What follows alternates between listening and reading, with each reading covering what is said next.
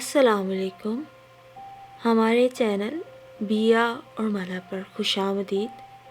اگر آپ ہمارے اس چینل پر پہلی دفعہ آئے ہیں یا آپ نے ابھی تک سبسکرائب نہیں کیا تو بیا اور مالا کو سبسکرائب کرنا نہ بھولیے۔ موسم بہت خوفزدہ ہو رہا تھا۔ کالے کالے بادل گر کر آ رہے تھے مگر برسنے کا نام نہ لے رہے تھے۔ ایسے میں کچن میں گھسنا محال ہو رہا تھا، اور کچن بھی ان کا خصوصی تھا۔ اگر اسے عجائب گھر کی زینت بنا کر اس پہ لکھ دیا جاتا کہ کئی 100 سال کا کچن، تو عجائب گھر کو کافی آمدن ہوتی۔ اسے اس کچن کو بھگتتے ہوئے 6 سال ہو گئے تھے، اور گزرے 6 سالوں میں ثنا کا گھر کی کسی بھی اور شے سے زیادہ، حتیٰ کہ ساس سسر اور اپنے عزیز جان شوہر سے بھی زیادہ پالا اس بدنما کچن سے ہی پڑا تھا۔ بے انتہا گھٹا ہوا عجیب طرز کا باورچی خانہ تھا۔ ایک طرف چبوترے میں چولہے لگے ہوئے تھے۔ 3 چولہے ایک قطار میں تھے۔ ایک قدرے بڑے برنر کا چولہا تھا جس پر روٹی پکتی تھی۔ دوسرے دونوں چولہے عام استعمال میں تھے۔ سیمنٹ کا یہ چبوترا بھی بہت پرانا اور خستہ حال تھا۔ جگہ جگہ سے پلستر اکھڑا ہوا تھا جس کی ہر سال پیوند کاری کر دی جاتی تھی، مگر دن بدن شکل سے بے شکل ہوتا جا رہا تھا۔ پرانے انداز کے نلکے تھے۔ دیواروں پر مچان لگے ہوئے تھے جہاں پتیلیاں اور برنیاں وغیرہ رکھی جاتی تھی۔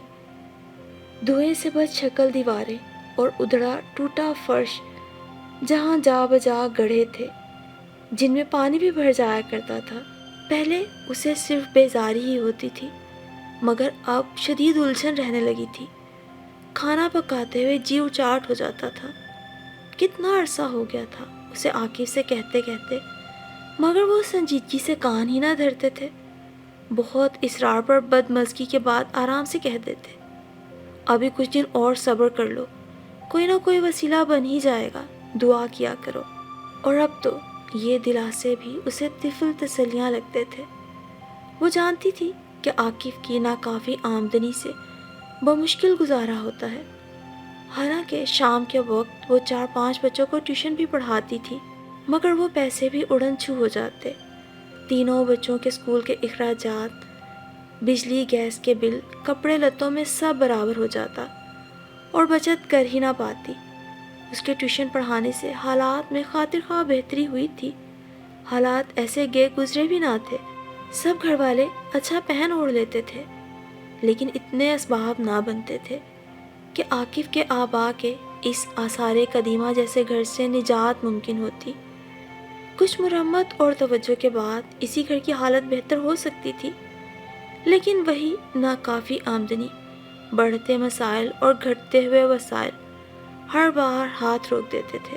ثنا کو یاد تھا جب وہ نئی نویلی دلہن بن کر اس گھر میں آئی تھی تو اسے یہ چھوٹا سا گھر، کچا پکا صحن اور گھٹا ہوا باورچی خانہ اتنا برا محسوس نہ ہوا تھا، بلکہ ایک آزادی کا احساس تھا جس نے اس کے اندر توانائی بھر دی تھی۔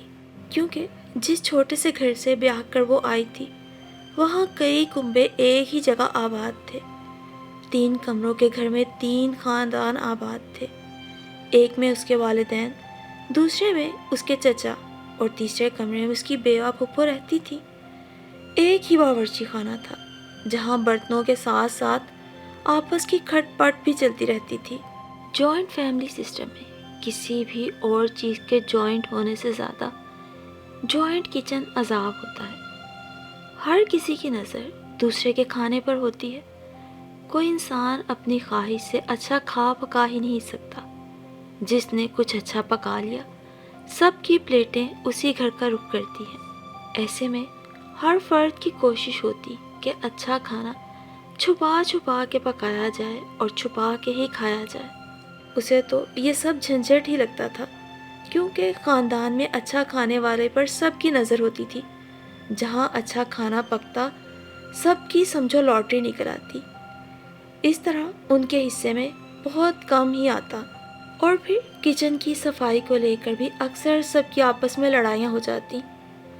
اسے یاد تھا جب اس کی شادی ہوئی تو اسے عاقف کا یہ چھوٹا سا گھر محل کی طرح لگا تھا، جہاں کا کچن بھلے چھوٹا تھا مگر وہاں کسی اور کا کوئی عمل دخل نہ تھا۔ اور یوں شادی کے کچھ دن بعد سے ہی ثنا نے بھی باوفا بیویوں کی طرح باورچی خانے کا نظم و نسق بڑے چاؤ سے سنبھالا تھا، مگر پھر وہی انسان کی اصلی فطرت، خوب سے خوب تر کی خواہش ثنا کے دل میں بھی پیدا ہونے لگی، اور وقت گزرنے کے ساتھ ساتھ اسے یہ باورچی خانہ چھوٹا لگنے لگا۔ یکے بعد دیگرے 3 بچوں کی پیدائش، سخت حالات اور کم آمدنی نے اسے چڑچڑا بنا دیا۔ ساتھ ساتھ باورچی خانہ بھی بھدا اور زیادہ ہی بدصورت لگنے لگا۔ ثنا خود کو اس مقولے کی عملی تفسیر سمجھتی تھی کہ انسان کسی بھی حال میں خوش نہیں رہ سکتا۔ وقت کے ساتھ ساتھ اس کے نظریات کیسے بدل گئے تھے اور خواہشات بھی تبدیل ہو گئی تھیں۔ اب جب وہ کبھی پڑوس کی آبا آبدہ کے گھر چلی جاتی، دل مار کے ہی رہ جاتی۔ گھر تو ان کا بھی چھوٹا سا ہی تھا، ان کے پلاٹ کی طرح 80 گز کا پلاٹ تھا، مگر ڈھنگ کا بنا ہوا تھا، اتنا زیادہ پرانا نہیں لگتا تھا۔ اور پھر کچھ ہی دن پہلے انہوں نے اپنے باورچی خانے کو از سرِ نو ترتیب دیا تھا۔ جدید امریکن کیبنٹ اور اوون کی بہار باورچی خانے کو 4 چاند لگا رہی تھی، تو ہلکے نیلے رنگ کے چمکتے دمکتے ٹائلوں سے مزین فرش لشکارے مارنے لگا۔ تب ہی ثنا کے دل میں ہوک سی اٹھی، اتنا تو ہو سکتا ہے کہ میرے خستہ حال قسم کے چبوترے کو ہی ٹائلوں سے سجا دیا جائے، کچھ شیلف بنا دیے جائیں، بھلے اوون نہ لگے مگر کھڑا ہو کے کھانا پکانے کا تو بندوبست ہو جائے۔ اور پھر اسی شام عاقف کے سامنے اپنی سوچ کو زباں بھی دے دی۔ اب تو دنیا کہاں سے کہاں پہنچ گئی ہے عاقف، کتنا مشکل لگتا ہے سب کپڑے سمیٹ کر پیڑھی پہ بیٹھ کے چولہے پر کھانا پکانا۔ وقت بدل گیا ہے، یہ تو بہت پرانا انداز ہے، خدا کے لیے کچھ کریں۔ وہ جھلا کر بولی۔ ہر بار کی طرح عاقف نے اسے وہی تسلی دے دی، اور وہ ایک بار پھر دل مار کے رہ گئی۔ پھر گھر کے دھندوں میں الجھ کر کچھ دن کے لیے بھول بھال بھی گئی۔ کسی عزیز کے ہاں جانا اسے اس لیے بھی وبال لگتا، ہر گھر کے سجے ہوئے کچن کو دیکھ کر اس کا دل ننھے بچے کی مانند دھمکنے لگتا۔ ابھی کچھ دن قبل اس کے تایا کی بہو نے اپنا گھر سیٹ کیا تھا۔ چھوٹے سے فلیٹ کا خوبصورت باورچی خانہ دیکھ کر ثنا کا دل خون کے آنسو رونے لگا۔ اور پھر یہ کوئی اتنی انہونی یا دنیا سے ہٹ کے خواہش بھی نہ تھی۔ اب تو ہر باورچی خانہ اسی انداز کا بن رہا تھا۔ ایسی کوئی انہونی نہیں سوچ رہی تھی وہ، اتنی بڑی خواہش بھی نہیں تھی، مگر عاقف کے نامساعد کاروباری حالات کی وجہ سے اس کی چھوٹی سی یہ خواہش بھی جیسے حسرت ہی بنتی جا رہی تھی۔ ہر بار کی طرح ثنا پھر اپنا دل مار کے رہ گئی۔ ہر گھر کے اپنے اپنے مسائل ہوتے ہیں، ہر فرد کا اپنا رونا ہوتا ہے، سبھی لوگ حالات سے پریشان بھی رہتے ہیں، مگر لوگ اپنے گھروں کے کام روکتے نہیں۔ گھروں کی سجاوٹیں ہوتی ہیں، باورچی خانوں کو ترتیب ہی دی جاتی ہے، مگر عاقف، ان کی سوئی تو جیسے ایک ہی بات پہ اٹک کے رہ گئی تھی۔ جب ہی ایک دن وہ عاقف سے ضد کرنے لگی کہ بھلے آپ سارا کچن ٹھیک نہیں کروا سکتے تو صرف کھڑے ہو کے کھانا پکانے کے لیے شیلف بنوا دیں، بھلے سنک نہ لگوائیں، برتن میں نیچے بیٹھ کر ہی دھو لیا کروں گی۔ وہ چڑ کر بولا، تمہیں آخر پریشانی کیا ہے؟ کھانا ہی تو پکانا ہوتا ہے، پک تو جاتا ہے کھانا اس پر۔ ان عورتوں کو دیکھو جنہیں گیس بھی میسر نہیں، جو پھونکے مار مار کر چولہے جلاتی ہیں۔ وہ یوں چلا کر بولا کہ ثنا سہم کر رہ گئی۔ اسے عاقف کی طرف سے ایسے سخت رد عمل کی کبھی بھی توقع نہ تھی۔ سب لوگ کھڑے ہو کے پکاتے ہیں نا اب، تو اسی لیے کہہ رہی تھی، وہ روحان سی ہو کر بولی، اور خاموشی سے وہاں سے اٹھ گئی۔ اس کے بعد سے ثنا نے چپ سادھ لی۔ اسے یہ گوارا نہ تھا کہ عاقف کے ہاتھوں اس کی بار بار بے عزتی ہو۔ بچے بھی اب بڑے ہو گئے تھے، بڑی بیٹی 11 برس کی تھی۔ پھر اس نے زندگی بھر کے لیے اپنے لب سی لیے، سوچ لیا تھا جیسا وقت ہے اب ویسے ہی کاٹے گی۔ کسی کے اچھے حالات اور سجا سمرا کچن دیکھ کر کبھی عاقف کے سامنے اپنی خواہش کا اظہار نہیں کرے گی۔ اور انسانی دل تو ہے ہی شاید خواہشات کی آماج کا، جیسے ثنا کی یہ چھوٹی سی خواہش بھی حسرت بن گئی تھی اس کے لیے۔ جسے ثنا نے بہت ہمت اور حوصلے سے تھپکی دے دے کے ابدی نیند سلا دیا۔ وقت سرکتا رہا، اس کی بڑی بیٹی ہما 16 برس کی ہو گئی، اس کے رشتے آنے لگے۔ ثنا کی ایک عمر اسی باورچی خانے میں گھٹتے سسکتے گزر گئی۔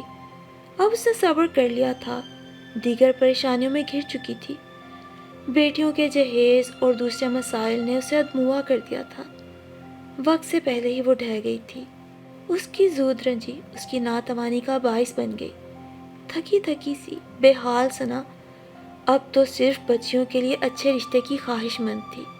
خدا کی کرنی شاید اسے ہی کہتے ہیں کہ ڈوبتے کو بھی کنارہ مل جاتا ہے۔ عاقف کا کاروبار آخری وقتوں میں آ کے ایک دم چمک اٹھا، حالات جیسے ایک دم بدل گئے۔ بہت جلد عاقف نے بھی گھر تبدیل کر لیا۔ ہما کی بات بھی طے ہو چکی تھی۔ نیا گھر نئے انداز کے مطابق بنا ہوا تھا اور باورچی خانہ دیکھ کر تو وہ دنگ رہ گئی۔ امریکن کچن اس کے سامنے تھا۔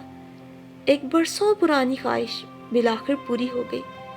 طمانینت اس کے رگوں پے میں دوڑ گئی۔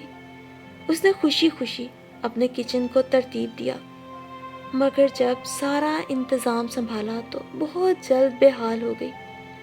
مستقل کھڑے رہنے کی وجہ سے اس کی کمر اکڑ گئی، ہمت جواب دے گئی، ٹانگیں شل ہو گئی۔ اسے ذرا سا کھانا پکانا بھی عذاب لگنے لگا۔ تب اس نے حسرت سے اپنی خواہش کی طرف دیکھا۔ اب جب کہ ایک عمر وہ گزار چکی تھی تو اس خواہش کا حصول ممکن ہوا تھا، مگر اب وہ خود کو اس قابل نہ سمجھ رہی تھی کہ اس خواہش کی تکمیل پر جی بھر کے خوش ہو، لطف اندوز ہو۔ اور تبھی تھکی ماندی کچن سے نکل کر جب اپنے بستر پہ آ کے لیٹی تو آنکھیں بند کر کے سوچنے لگی، سچ ہی ہے، ہزاروں خواہشیں ایسی کہ ہر خواہش پہ دم نکلے۔